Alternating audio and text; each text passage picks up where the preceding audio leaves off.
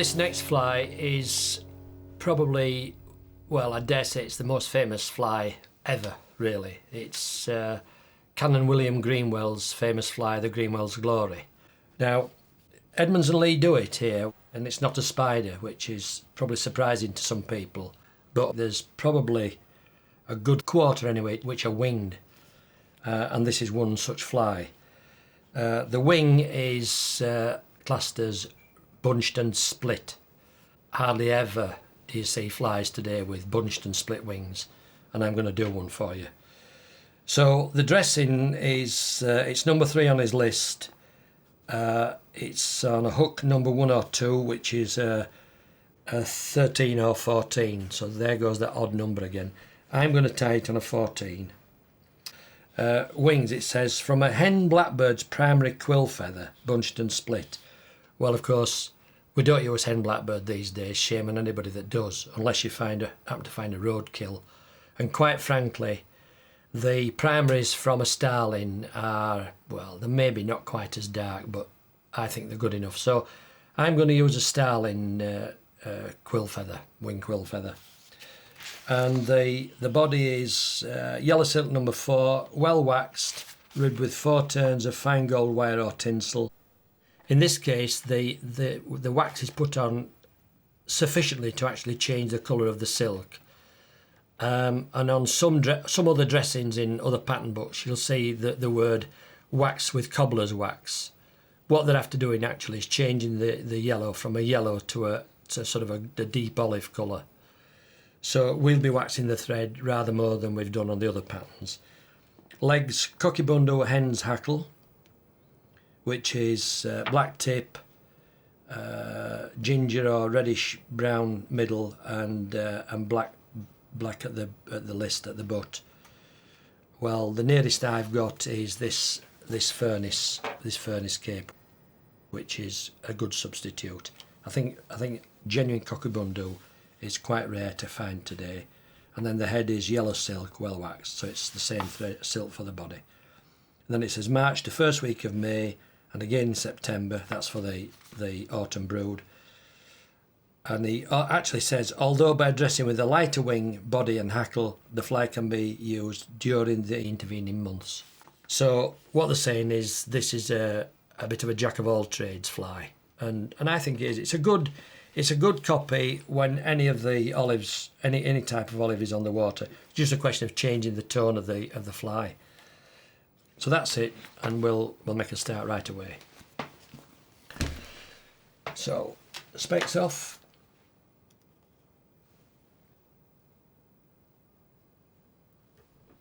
In with the hook.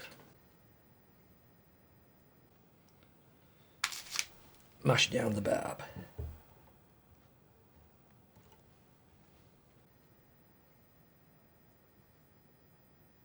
And then wax the thread.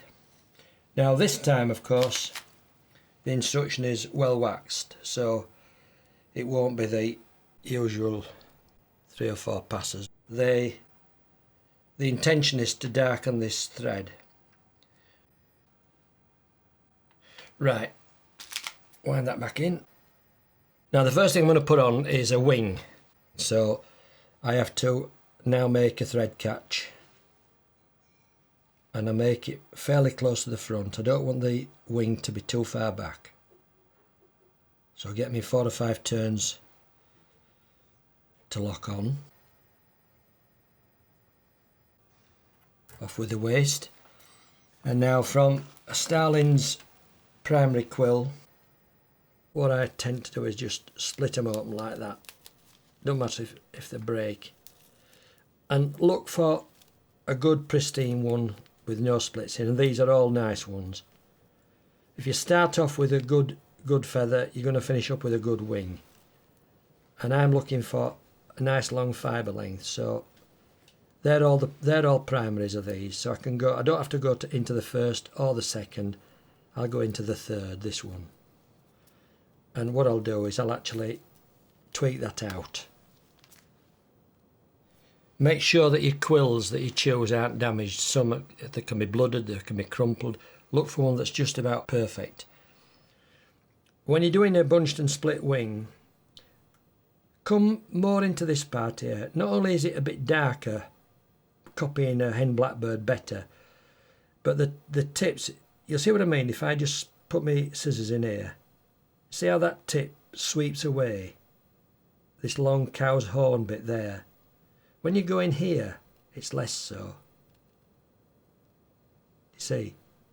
So, take a slip out about 3 or 4 times the width you want for the final wing. And snip against the grain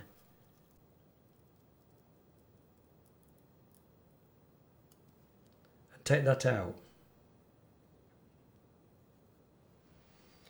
And then hold it in your fingers like that. All those fibres that are curving up like that, I've got to see if I can straighten all those out. And the best way to do it is grip firmly with your gripping hand there and just start stroking them down like that. You may get a little bit of splitting, don't worry too much. I want to work those tips until the top edge is all square. You've just got to be a bit careful and a bit patient and just keep primping it. So that's okay, is that? Once you've got them squared up, take the slip, try to fold it right in the centre like that, and fold it twice. So there's my bunched wing. And at that situation, now you tie it in. I offer it up, check the wing for length. The wing wants to be about a full hook length. So offer it up, trade grips, and come round with a pinch and loop, come underneath and pull up. And again, and again. And then you can drop the thread down and have a look at your handiwork. So there's the wing. The next thing we have to do is to just search in with your blade and just remove those stump ends. And now take your courage in your hands. If you're satisfied with the wing length, if you're happy with it, if you're not happy with it, undo it, move it up or move it down. You want a wing that's about a full hook length. Take hold of the wing in your winding hand, lift it up and jack it forwards, and then bang some thread wraps in behind it.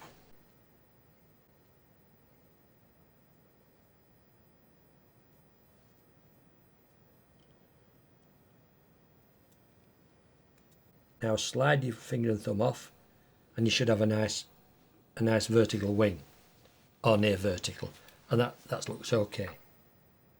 Once you've got your wing up vertical, don't put any more wraps on, come to your hackle. When you're selecting the hackle, think in terms of tying a spider. Don't go for these little tiny ones down at the front.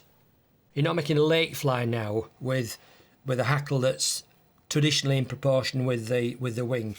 You're putting a long hackle in now. Get a nice long fibred one at the back here. And this is starting to get, you see how many I've tied of these, it's starting to get well sort into. Here's one.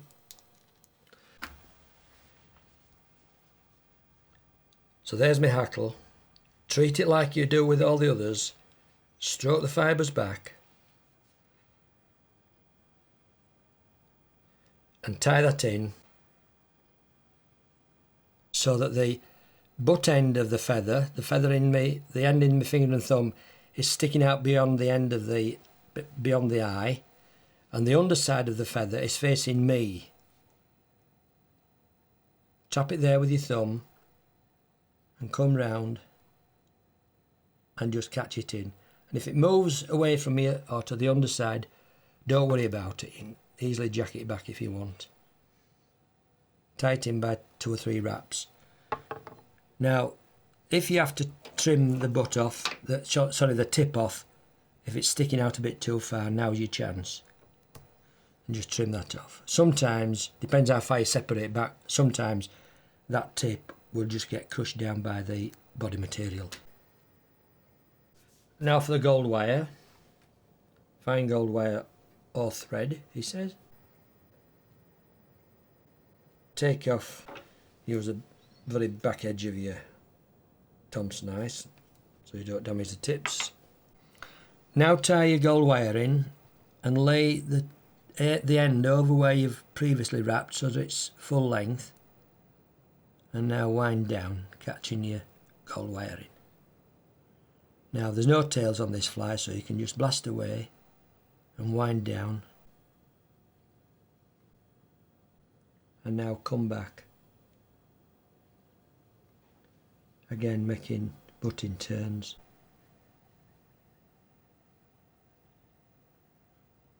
When you get to about 3 wraps short of the back of the wing, don't go any further, because I'm going to rib now and I need those 3 last spaces to catch me gold wire down.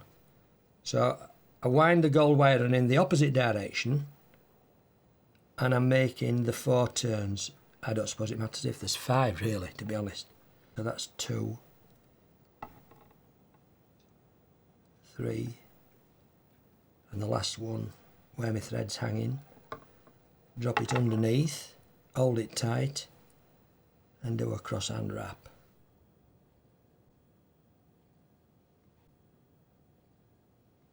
So that's the gold wire tied in. So now fret off the waist. Now I'm going to bring my thread to the front, and in the process I'm going to split the wing. Remember, bunched and split. What I do is I just find a nice division, come through with my bodkin, split the fibres, get your thread. As soon as the thread's going through, hold my wing and pull my thread down. That's your thread straight to the front, and make a turn at the front.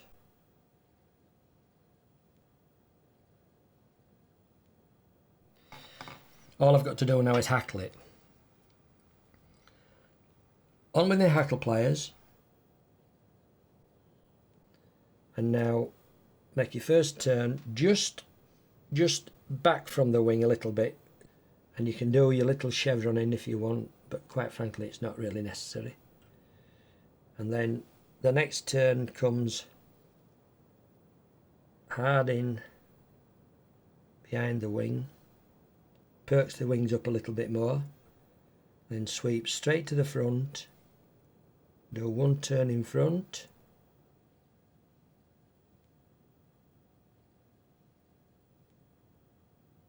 and another turn in front. So I have 2 behind and 2 in front, and then a cross hand wrap. Wiggle the thread through the hackle to find the stem and tie down. And again. Keep plenty of tension on your hackle pliers. You see I'm pulling it up. Keep plenty of tension on. And again.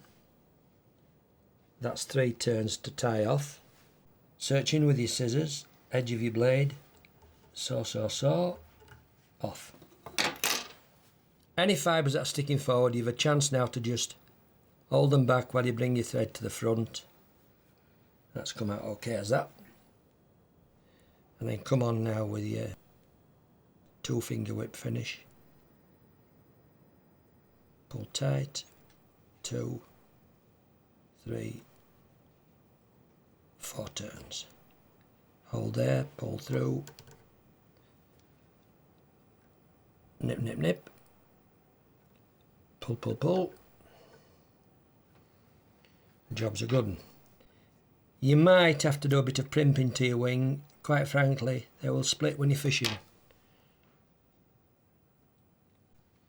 As Edmond and Lee say in the book, it can be used in spring and again in the autumn. So what they're indicating is that this is a good fly for copying the spring olives in both the spring brood and the autumn brood, because larger darks it's a double brooded species of Batis. So it's a great fly for copying the big spring olives whenever they hatch, be it spring or autumn. And it looks like a crippled ephemeropteran just drifting down under the surface, something that's either been blown over, hasn't hatched correctly, got drowned, or a stillborn half out of its shuck. And that's gone well. I must have been practicing.